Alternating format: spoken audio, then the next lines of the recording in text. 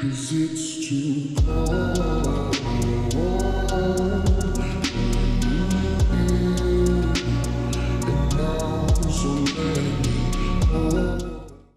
What is going on, guys? Welcome to the New Life Podcast episode. I have no idea, but welcome our guest, Austin Minton. What's going on, guys? What's up, Austin? How are you? How you feeling today? Feeling fantastic. Yeah. Saturday. It's a nice Saturday for sure. You're looking pretty sharp too. Oh, thank you, sir. As are you boys. Yeah. Yeah. So Austin is a good friend of mine, and we haven't even hung out like crazy amount of times, right? I was trying to think of how we met today. I want you to tell me. Oh, that's a good question, actually. The first day we spent together was the 17-mile day on the Appalachian Trail. Yes, that's right. Yeah, dude. So we decided to climb a 5-mile mountain. It's just like 5 in, or sorry, it's like 2.5 up, 2.5 down. We get to the top, and it was like, we did it for sunrise. We're like, oh, well, it's early. Yeah, we got there early. We have a long Saturday ahead of us. Why don't we just keep walking down this trail? So naturally, we like headed south on the Appalachian Trail, and we hit another marker. It's like 9 miles in. We're like, oh, maybe we should keep going. Like, we could probably just take an Uber back. So before we know it, we actually did 17 miles in about, I think it was like 8 or 9 hours or something like that. Yeah. Cruising. Crazy, And we actually... And it was super rocky. Like our ankles were pretty beat up. Terrible. It was Not a fun terrain. It was so bad. Yeah, your ankles were just getting shot. We complained about it the entire last 8 miles. It was just brutal. But yeah, then we got to the side of a road, and it was actually my first ever hitchhiking experience. Tyler went shirtless on the side of the road and I do remember that. I do remember. But Did you get a ride? not from a random stranger. No, we got an Uber. Yep. But it took us a while to get service. It took like an hour. So there was just like no service, there's no Ubers out there. So we were like, all right.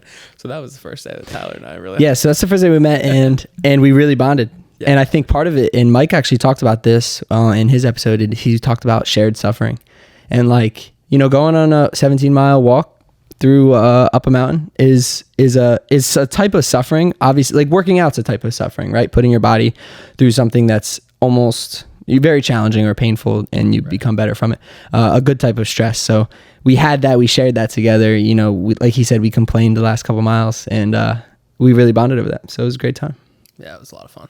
We actually had a nice little list here for you this episode. So tell me about yourself, Cool. So I guess my story starts when I was 4 years old. Became a baseball player. That was pretty much my life. It was always the most important thing to me. I ended up playing in college. So it was just, I've been a competitive athlete my whole life. And just really found so much fun. Like, it was just very fun for me to just compete, develop myself as an athlete, and just push myself every day. And I think, I lost that after college, and it was super hard for me because that's really who I was. So I think that's really where my story starts. It's just like being an athlete, since I was 4 years old. That's really when it started for me. And then, after college, it was gone. So got to figure out, hey, who is Austin? And since then, I've been on a lovely journey of trying to answer all those questions. And that was your outlet. That was a very strong one, and it took a lot of your time. So you kind of attached your identity to it a little bit, 100%. Or a lot of it, Right. So you went through that, but you're clearly doing really well now. So yeah, dude, I'm hoping to. I think it's just like every single day, I'm just constantly trying to do things to put myself in a better place for tomorrow.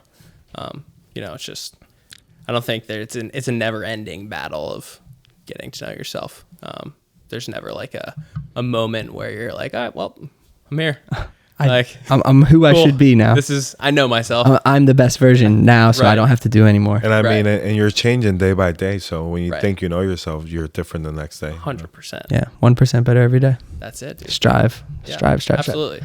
Yeah, so I just think like just being a college athlete was like really hard for me to lose that. And, once I like really got to got off the field, it really made me reflect on everything. It's like, I always thought about playing at an elite level, the highest level possible. And when that wasn't an option for me anymore, it's like, okay, now I have to seriously think about like what I'm going to do with my life. And I'm still trying to answer that question. But I think it's really been a fun journey to like dig into the harder stuff and ask those questions to myself. That's awesome. Yeah. And it seems like nature became a big outlet for you after baseball, right? Oh yeah. Yeah, it's crazy. I don't know. I went on a hike with a couple of my friends. I think it was actually in 2019. So it was the year after I finished playing baseball. And I was like, wow, this is fun. Climbed a mountain in like an hour and a half. I was out in the woods. It was hard. Like, should do this more. So I actually just like... Those endorphins were pumping. Dude, you know? they were pumping 100%. Because for someone listening, they might be like, that sounded terrible. Oh, yeah, it was terrible. But there's something about, I guess, that it's the suffering that... Right. The mountain had me coming. It's a eustress, you know, not a distress, which is like, it makes you better. So it makes you want to do it again. And the ice bath's a great example. Just throw it out there. And the main part about that is, so, you know, if your baseline of satisfaction, let's give it a number, is 200, and you become satisfied, let's say you go up to 600. But if you're at 200, you're struggling, you're going to go down to like 10 or 20. But then once you reach that satisfaction, you're going to go even higher than you would if you were at a normal baseline. So you receive a lot more satisfaction, which is why we like things that are competitive, that are hard, you know, and all that, because you get a lot more satisfaction from doing harder things than you do from doing easy things, I think.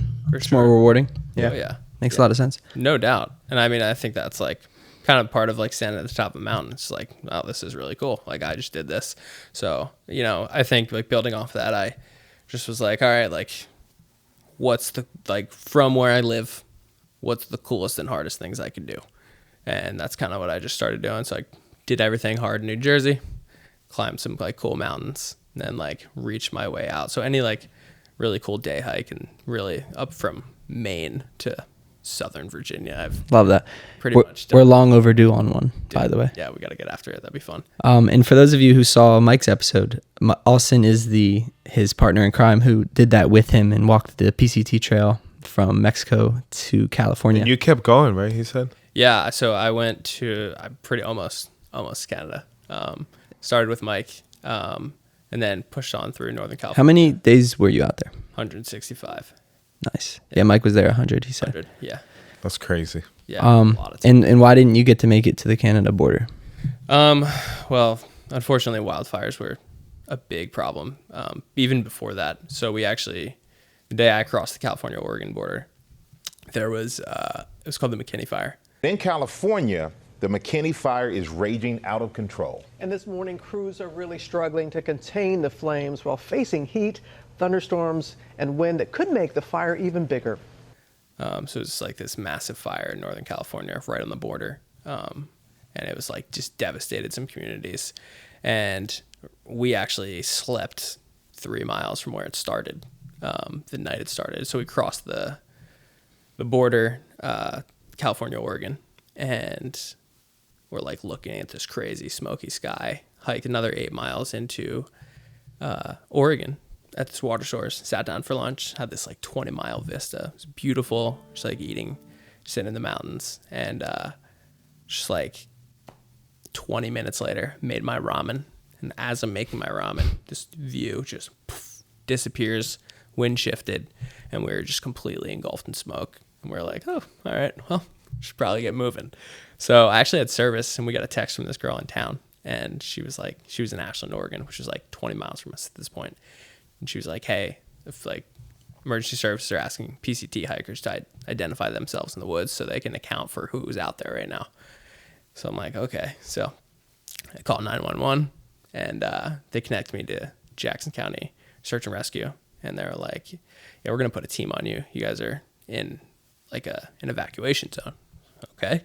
So we pack up our lunch pretty quickly, get some water, and we're instructed to walk to, I think it was another 2 miles to this fire road. And they're like, once you hit this road, head east and keep walking until you see a truck. I'm like, all right. So we walked for, I think it was another like 3 hours. It's just insane. It's just crazy smoke. So that storm actually created its own lightning. That fire, created its own lightning. So like there was just these crazy booms going on around us and just like raining in fire. It was insane. It's like It created its So own that little, was first. little what do you call that? Atmosphere? Ecosystem? yeah, it literally had its own like ecosystem. It was nuts. That's nuts. Yeah, so that was first. So because of that, we actually had to skip Oregon.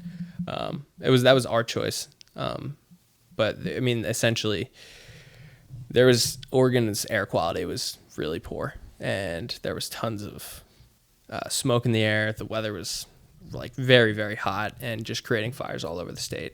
So my buddies and I that are hiking with, we decided to rent a car. Kyle, in the car, come on.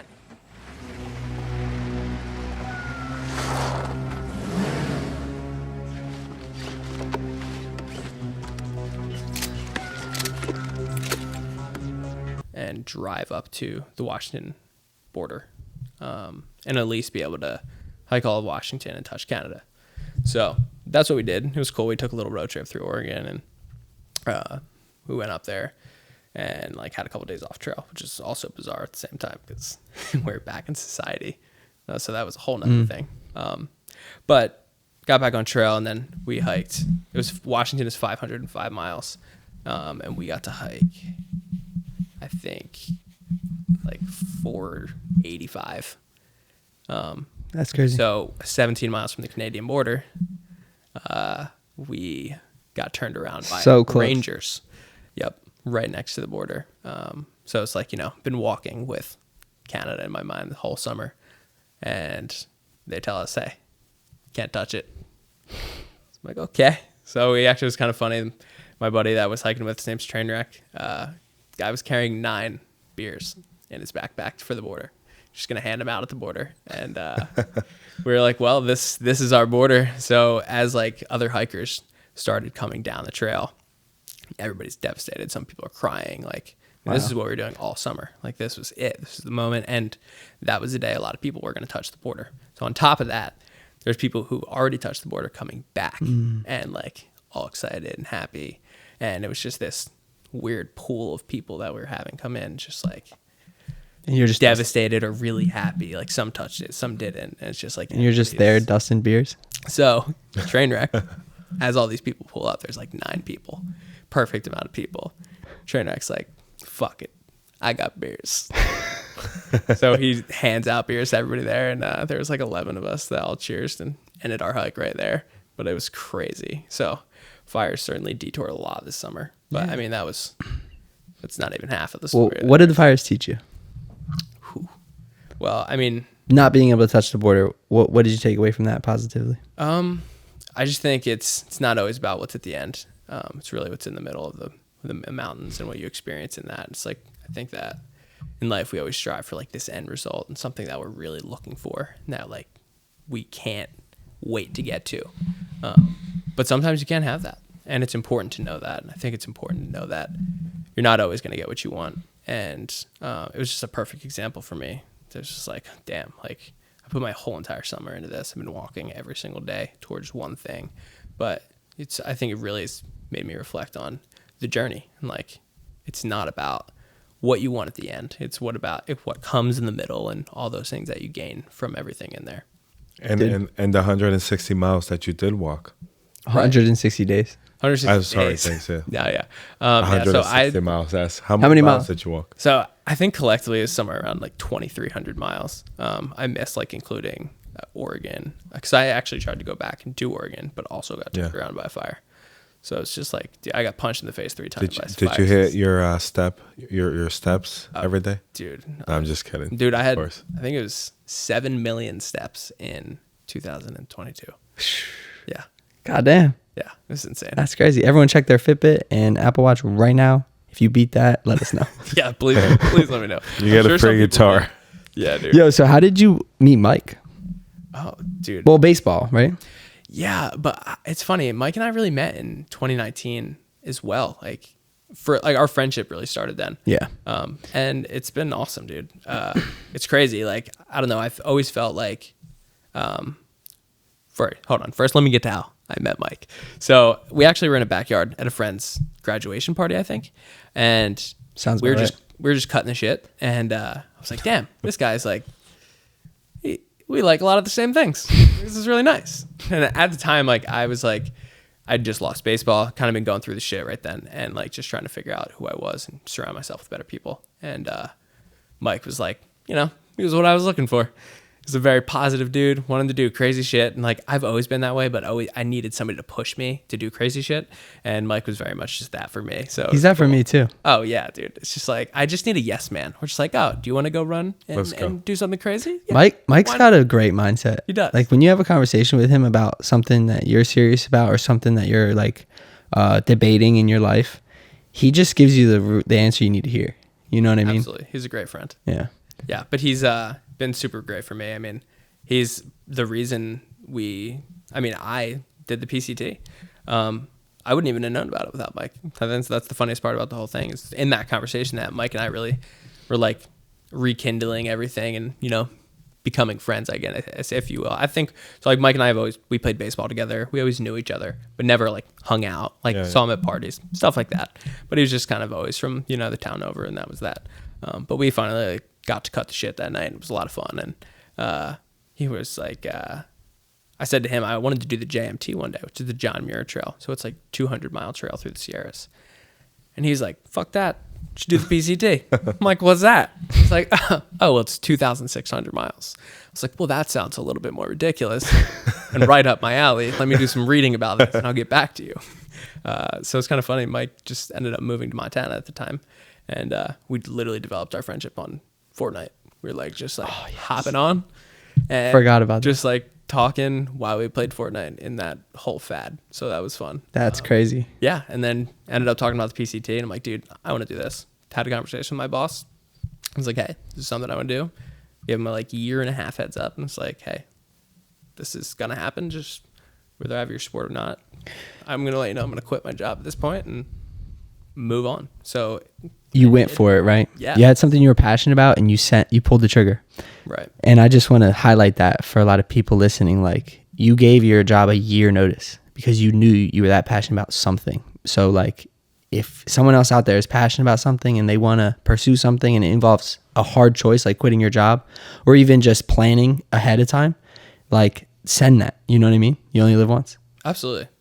I just think it's about not being afraid of doing that kind of stuff. Like I'm certainly not anywhere special right now in life, but I think that I've learned more than anything that, you know, you can't be afraid to do the hard shit and take those risks, even if like to you, even if it is something that's small, you know, like it should be something like can't, you know, what's on the other side of fear? Progress. Nothing. Nothing at all. Sure, progress, but like Potentially right, progress. But there's like absolutely nothing scary on the other side of fear. That's what the funny part about fear is. It's like, It's the anticipation. right. It's just like, oh, like, what am I going to do? Like, this is so scary. Like, I don't want to do this because like, it's going to make me feel a certain way. But like on the other side of that emotion usually is like pride, happiness. Like you just accomplished something that you're really afraid of, even if it's minor. It's like I don't want to go for a walk in the rain. Like put a coat on, go walk in the rain.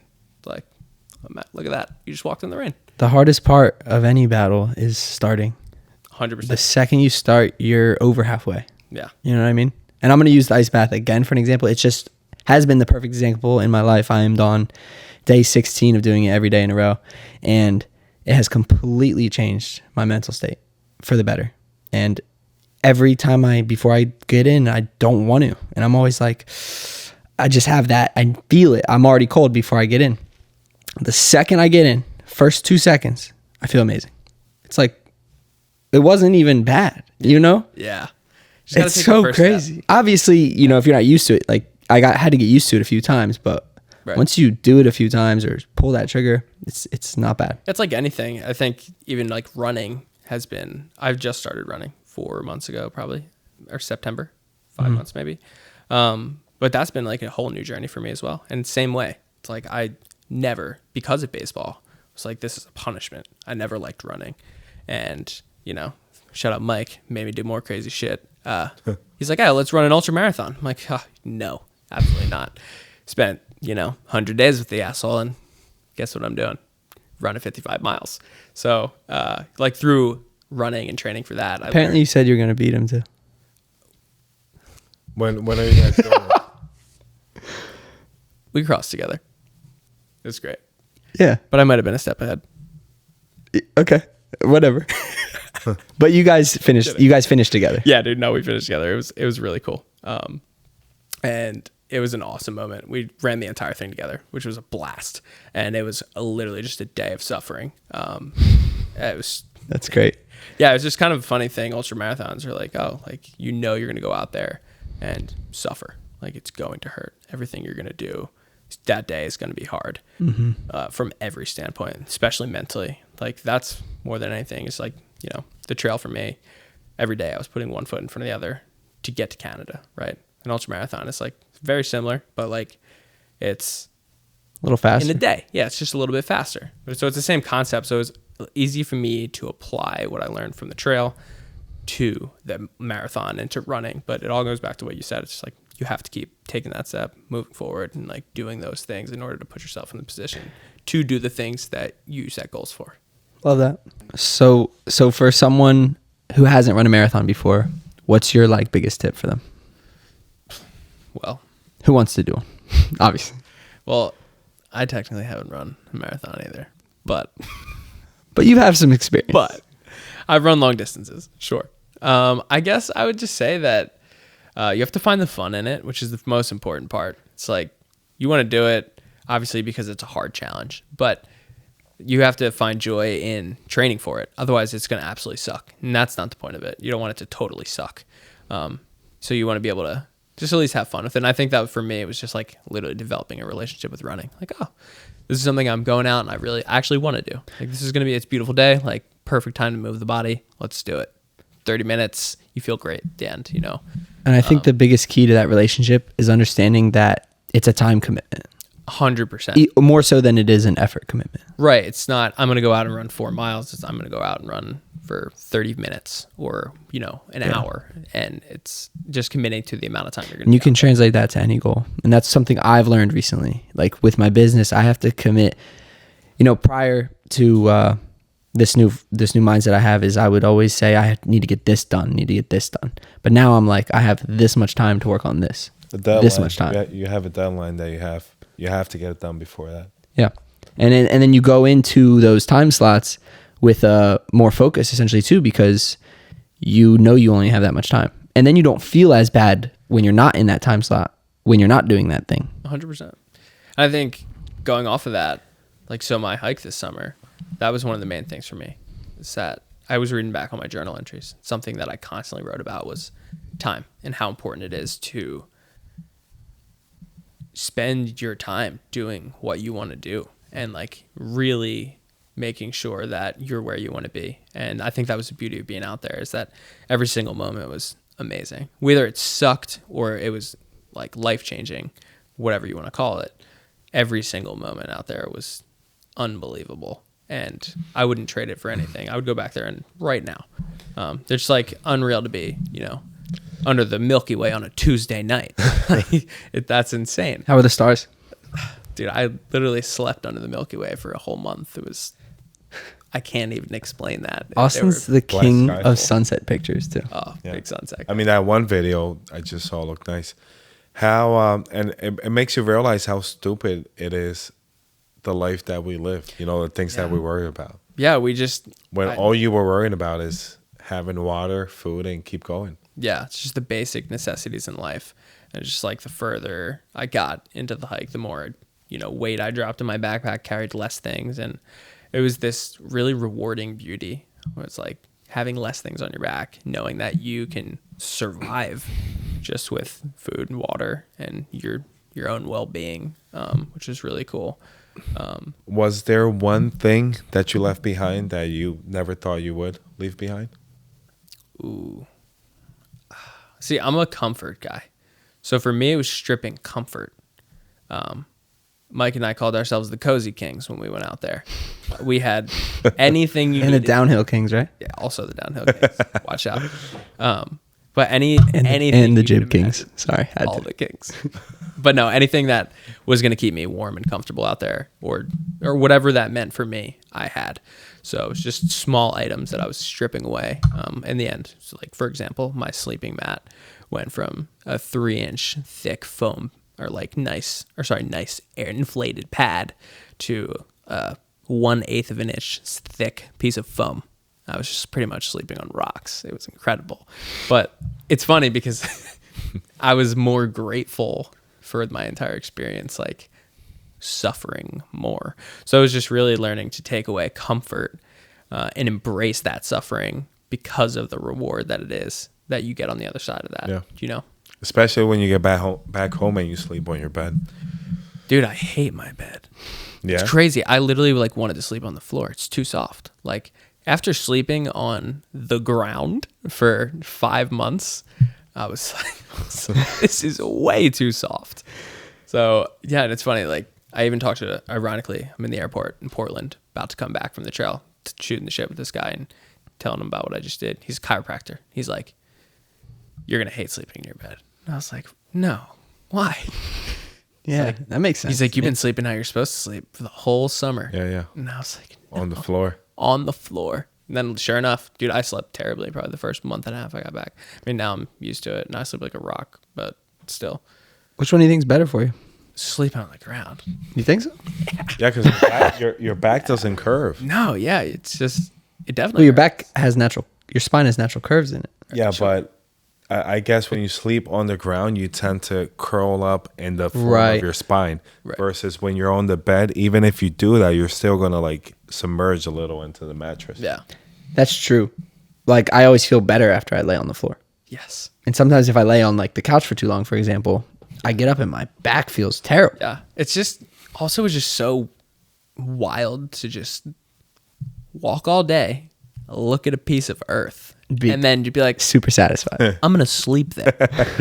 Like that was wild. So like that was what was really cool about sleeping on the ground, is that the ground is all of ours, and you can sleep And wherever the hell you're you want. basically looking for the best piece of ground to sleep in. Yeah, pretty much, dude. I mean, that's putting it perfectly. It's just like you become highly analytical about slope, maybe some roots in a tree. Guy I hiked with, MVP, was the absolute worst at camp spots, dude. The guy would literally walk around for like 20 minutes at camp, like trying to figure out where he wanted to sleep. It was so funny, but it's like, that's so important when you're out there. It's every single day, all day, like from the second you leave camp, you can't wait to go back to bed and be in your sleeping bag. Like the comfort out there is being in your sleeping bag. You're like, I just worked my ass off today, walked 20 something miles, time to chill. And then so that spot is very important. Mm-hmm. So Did you have what were your fears when you were like going to bed at night, and like what was wildlife like? Was there any like big ones? I think all of that was handled in the first 2 weeks. So I'd really never backpacked before going into the PCT. Maybe like 2 night trips. I did a couple of like camping trips by myself. So I was dealt with all those fears then of the noises at the nighttime, I think, which anybody would really have going camping. It's just like you're in the middle of the woods, you hear a crack in the middle of the night. It's like, what is it? So I think that in bear country, which is like Central California and Northern California, when you start to get there, there's bears around for the first time in trail. You're like, oh, well, this is a little scary. But I don't know, once living out there for so long, it's weird to say, but you feel literally like you're a part of it all. And you almost just become accustomed to everything that's happening at night. And it's the most peaceful thing. My favorite thing was to go to sleep next to water. Like camping close to water was the most amazing thing ever. You just get in your bag, just listen to a babbling stream just trickle all night long. It's just the most meditative thing. And like waking up like that, waking up with the birds, with the sun, it's just really natural. Nice brisk morning. Primal. It's Many brisk mornings. It's primal, Yeah. It's what we've been doing for the majority of our existence, Right. Facts. What's So- your thoughts on Liver King? Bro, I was just thinking that when I said primal, I'm like, fuck that guy. Yeah, let's share. What's your thoughts on him? Dude, he's a big man. I mean, No, we mean like it. Well, Tyler, I think you mean on like his morals and like. I'll give you my thoughts first. sure. Because I'm not. I mean, obviously he was a liar, but I don't have any bad feelings towards him, or I'm not gonna say anything bad about him or anything great about him. But what I think his overall message, that from what I saw of him getting out, and it's like about how there's a lot of men's mental health essentially is his message, and how suicides and men being able to speak on their emotions and things like that. So I think that's awesome, right? That's something that's becoming more of a thing that people are talking about and accepting and encouraging, actually. So I think that's great. But obviously the whole fact of lying and the amount of steroids that he was doing is actually insane. So like that's crazy to me. $22K a month. Yeah, like if it was like a little bit, I would have been like, okay, whatever. Don't care. But like the actual amount and the lying together is like actually insane to me. But that you know, from his message though, I think people kind of forget about his message when it comes to all that. So I just want to highlight, like, it was good. Like he and his ancestral tenets are great. Like they do help better your life. But he was faking his persona, which is weird. Yeah, and are you talking about the message after everything was discovered, or because he did start talking? I didn't even really watch that. I'm just saying from what I know. Yeah. Yeah. So I always followed him because I thought it was cool how he was living. But I always thought, especially Joe Rogan, always said, "Come on, you can't look like that." Right. It's just not natural. Not natural. Yeah, you don't get like that. You don't look like that from eating liver. And eating liver is good for you, but like you don't need to go crazy and eat it 3 meals a day. You know what I'm saying? You know who Carnivore MD is? Yeah. Yeah, so he's on a carnivore diet and he looks super good, but he's thin, you know? Oh, he's definitely natural. And what I didn't like about Liver King is that he has his own lines of supplements, and once that was a part of his business, he just started pushing it, you know, and related the way he ate, the way he lived, and his supplements with the way he looked. So a lot of people out there were buying his stuff thinking they were going to look like that, which is impossible, you know? And The a lot of exact thing that you shouldn't do. Yeah, and a lot of people do that in social media. I mean, you'll have guys on steroids saying they're natural. Just be honest, you know? Like, there's nothing wrong with you know, TRT or whatever you want to do. And but, so many people do it nowadays. It's accepted. I mean, TRT is very beneficial, especially for men after you hit, you know, after your Yeah, and we should mid-30s. mention, if you're below the age 30, don't mess with it. You don't need it. But most people don't need it. Even above the age 30, you probably don't need it. But 35, 40 above, yeah, it can be very beneficial to improve your quality of life. Tyler, huh? My testosterone was 888. Okay, take it I didn't down say a notch. I didn't say I'm nothing. just kidding. Yeah, but that's the one bad thing about social media. It's just they want to sell this persona. You also have a lot of girls out there that get plastic surgery and then they're taking all these videos in the gym and selling their workout programs and all that, which you can, but just be transparent about it, because some physical states are very hard to achieve if you don't have supplements and other things, which, you know, is kind of what he was doing. Right. The keys, though, just so we can highlight those, are recover properly, which means get good, consistent sleep, eat a nutritious diet, which means during the daytime you're eating quality foods, and maximize those things. Very simple, right? And then maximize your workouts as well. Obviously, work harder than last time, every time. But recover. Yes, recover, sleep is and ice huge. bath. It's great. That's it. If you don't have an ice bath, take a cold shower.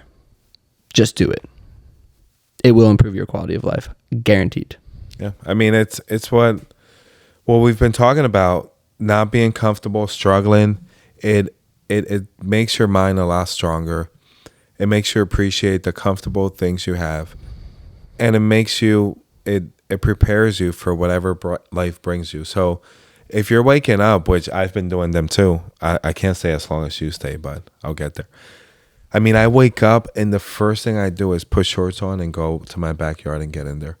I don't want to do that shit at all. Hard things first. You know what I mean? It's hardest in the morning. Yeah. 5:30 in the morning. Yeah. Most days I do it at 5:30. But the second you're done, bro, I feel nothing could touch me. amazing. Nothing could And touch my me. day is, no matter what happens, I just fucking did a cold plunge the first thing when I opened my eyes, you know? Mm-hmm. What else can go wrong, you know? So Exactly. I mean, that's how I feel about yeah. working so- out first thing in the morning. Yeah, you guys have been grinding 4:30, 5 in the morning. Yeah, we can get after it 5 o'clock. on the dot. I feel like my spine wouldn't like that personally. Your spine? Yeah. So early in the morning? Oh, dude. Well, I mean, you'll adapt, but I'm just saying. Right. Yeah. I've literally adjusted my bedtime just so I can get good sleep and still lift at that time. I mean, like right now, that's the only time that I can lift during the day. So it's like, that's my choice. Then I'm going to do it. Yeah. That's what works for you. Yeah. But Yeah. it's like, either way, it's just doing hard things first. It's like, what is going to be harder than throwing around some weight first thing in the morning during my day? Yeah, I do just want to say about that though. Like personally, like I have my workout routine pretty dialed. Obviously, I currently have days where I get really busy and kind of slack on working out. But overall, my lifestyle and working out together, it's there. So for me, I use my morning energy for the harder work for me, which would be my business, my computer work, sitting down and being still and putting in brain work. Like that for me, if I work out in the morning, I'll be kind of a little more lower focus and energy throughout the day. So like I like to work out later in the day, but I like to get all my brain work done. And right after that ice bath, I'm locked and loaded, alert after a good night's sleep. So I get a lot of that stuff done for me personally. And, you know, that could work for other people too, is get your busy brain work done. You know, the stuff you don't want to do, essentially.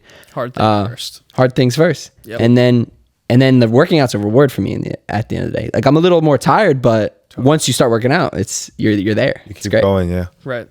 Yeah, I think you mentioned that about getting my work done after the cold plunge. Did you mention that? Yeah, you said you go straight to the gym. I was Yeah. bro, give yourself an hour in your office and then go to the gym.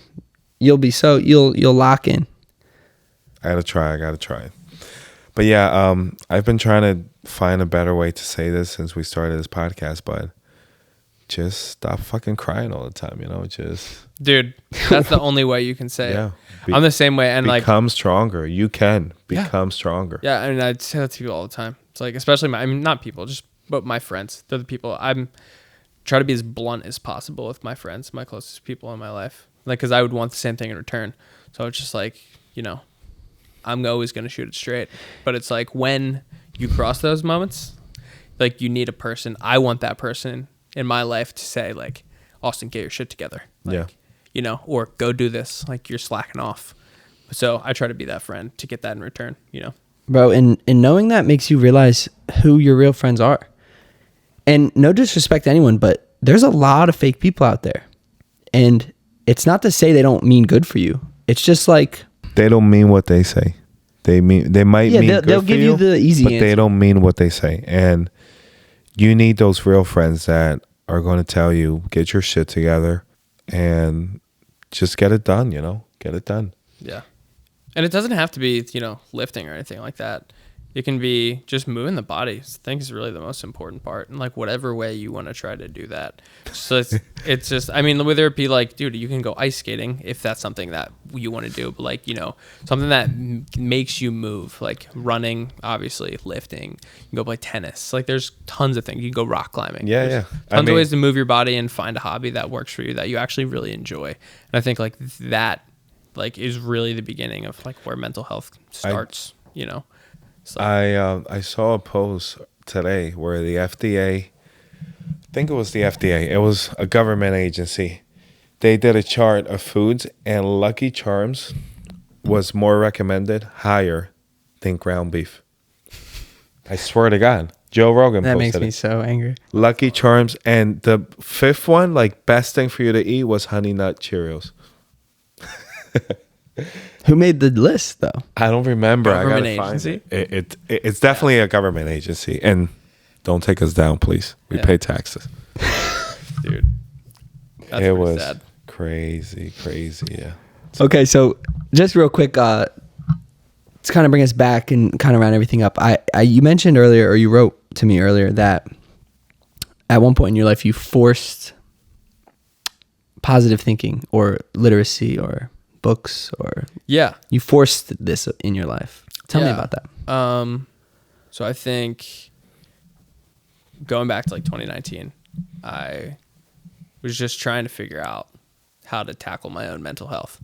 And I've always had the belief that I can, you know, I can do the work myself. I I always thought I didn't need to go to therapy, and I still feel that way. I feel like I can work through anything on my own or with the people around me.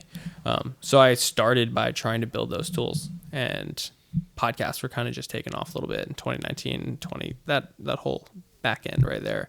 But yeah, I started listening to just as many brain building podcasts that I could. Just trying to listen to different stories of people's lives, what they learned, and seeing how I could apply them to my life. And then, that's something I still do. I try to listen to as many. I think gaining perspective on life is super important. It's just like the more stories that you can hear, the more you understand the rest of life in one way or another, whether that be something cultural or like even it could be educational. You can learn something like that. Whether it be like even something with finance, like there's always something to learn with any of the media that's out there, and just like trying to consume positive media rather than getting stuck in the doom scrolling and all of that stuff. Right. But like, yeah, I mean, even that, like, right, you can choose to follow these news accounts, right? Or instead, like, hey, like for me, I follow nutritionists and doctors talking about, get it from real people. Right. Exactly. People who like study this stuff, people who understand these things. That's a experts, big tip for people since social media is so big nowadays, is look at who you're following. Like if you're constantly going on there and you're getting triggered by something or someone that posts, and it's just unfollow them, you know what I mean? And follow someone else in replace, or you want the things that you consume to be positive and self-building for yourself, whatever that looks like. Right. So if there's, it's a hard question sometimes for people, and it's hard for them to eliminate or unfollow someone, for example. But if that's what you got to do to improve your quality of life and improve your focus and improve your mental energy so that it can go towards other things, you're not wasting it on that thought or getting stuck in a rabbit hole of seeing that something that, makes you feel worse in any way. So, yeah, and social media and YouTube, the internet in general is such a great tool if you know how to use it, but it can also deviate your interest into things that don't have any sense. So, you could be worrying about what the Kardashians are doing, things that don't impact your life at all, which is fine to entertain yourself briefly with things like that if you want, if that's your thing. But also try to spend some time there's so many great accounts on social media for nutrition, for mental health, for learning how to fix your toilet if it breaks down, like learn things, educate yourself on every matter that you're interested in, and use that powerful tool, which, I mean, you can go on YouTube and find lectures from Princeton University for free. That was impossible 10, 15 years ago, Mm-hmm. So yeah, get smarter every day. And that's a great YouTube channel, Get Smarter Every Day too. It is. I've checked it out You myself. ever seen that one? no. Yeah. Very good, very good. Yeah. Yeah, 100%. It's about just surrounding your brain with healthy things, and learning as much as you possibly can, expanding your perspective on as much as possible. And I think that's what I've really done with at least podcasts. And more recently, I've been slamming audiobooks. I kind of started doing that on trail. That's something I need to start. I have so yeah, many books I want to read. So yeah, But like reading them takes a while. right. It's really hard for me. Like I have ADHD. I can't focus on a book for more than like 20 to 30 minutes. So it's just hard for me to find that focus reading. But I constantly, I'll sit in a car and drive somewhere for an hour, slam out a couple chapters of a book. And so that's really fun for me. It's like on my commute in and out of work, I listen to a book every morning. So that's like also another thing I do. It's just first thing every morning, I start with a podcast or a book. So I'm just starting off my day learning something, or just, which is, it's just always new, rather than listening to music, or just, watching news and whatever it might be. Driving is a great time to attain information. Oh yeah. And again, I love listening to music when I drive. That's the best place to listen to music, is in your car. Couldn't agree more. But you got to choose, right? You got to. Right. It's on the way home. Yeah, it's on the way home. Exactly. Yeah. So that's a huge tip, is listen to a podcast or an audiobook in your car every day at some point. 20-minute drives here or there, you can Oh, yeah. really cover a lot of information. I actually have a playlist on Spotify of a bunch of podcasts. Share it. I can share it with you So guys. besides the New Life podcast, which are your top 3 podcasts? Okay, so besides New Life, as being number one, I think I'd put Tim Ferriss, the Tim Ferriss Show, number one. I would probably. Is he the one who wrote 4-Hour Work Week? Yes. Yeah, I was just reading that earlier. His podcast is amazing. He's really, really awesome interviewer. He's not afraid to dig deep and get into the stuff with people. So it's really cool. Rich Roll, he does endurance athletes. I listen to him a lot. Just high performers. And I also listen to a mix. I would say third would be Rogan and Jocko. Both of their Jocko, podcasts. yeah. But yeah, I mean, I think the common denominator with all of them is they're all mindset people. Yeah. And just that's where I've gotten a lot of this stuff, is just listening to people who do hard things and trying to put myself in the situation to do hard things. So just to wrap up, what's your biggest key for mental health? And you just said one, start fucking moving. Yeah. Moving the body. That's one. Yeah. Move the body first and foremost. I think But it unlocks a lot more. But I guess in terms of mental health, just it goes down to fear. Just don't be afraid to tackle what you're afraid of. I think doing the things you're scared of help you overcome your internal anxieties and fears inside. So through action, you can take care of a lot of mental health. I think. I mean, it's something I'm constantly battling with. Always. There's good days and there's bad days, but I think there always will be. Right, but I think I kind of connected to one thing I figured out on the trail. I always wear a hat, and I'd be constantly climbing mountains, just super steep climbs, kicking my ass and looking up. And one day I was like, dude, just keep it under the brim of your hat. And I try to go with that motto with like a lot of things recently. But meaning when you're looking down, the hat restricts you of what's forward, what's way in front of you. You can only look a couple steps ahead. And I think that, when you look towards that big end goal, you forget about the steps in front of you, and it gets way harder. Yep. Think about doing hard things like that. It's like climbing a mountain. You got 5 miles to go, and you keep looking up. That's huge, dude. But yeah, I think that would be my thing, is just, stay under the brim of the hat. Take care of the little things today that will help you tomorrow. Like we talked about 1% at the beginning. We're talking here, but just doing something that makes you 1% better today. It's awesome. And ultimately just being able to build off of that. Yeah, you can only connect the dots looking backwards. So once you were done with that and you looked back, you were like, my God, I just did that, Yeah. But while you were there, you were just taking one step at a time. Oh, yeah. I mean, those benchmarks on trail are insane.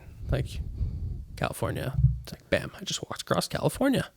It's like, looking back, that's insane. You're saying that, and it's hard to believe. I mean, it's like it's Right, hard to and then put into perspective. It's over, and I'm like, dude, I walked across the country. That's insane. It's pretty So- sick. You got to go horizontally, though. I want to ride a bike across the country. That's my also on the I don't know about that. why, dude. Because you're all like crunched up. Bro, it'd be so Can't much stretch. it's so much faster, and you get to eat burgers every night. I can convince you. Yeah, you can load up on cars. Yeah, I'd be down. Yeah, like, dude, it would only take like 2 months, probably. All right, guys. So thank you for tuning in for this episode of the New Life Podcast. Shout out our guests. Awesome episode. We're going to have you on again for sure. Cool. Yeah. And when we get another mic, we're going to have you and Mike on. Yeah, we got to talk all PCT, like stories and dive Oh, deep. Yeah. That would be Dive super deep. fun. So All right, thanks, guys. Have a good night, day, morning, whatever time you're listening to. Follow us, share, and thank you for listening. Keep smiling. Keep living. It's too cold.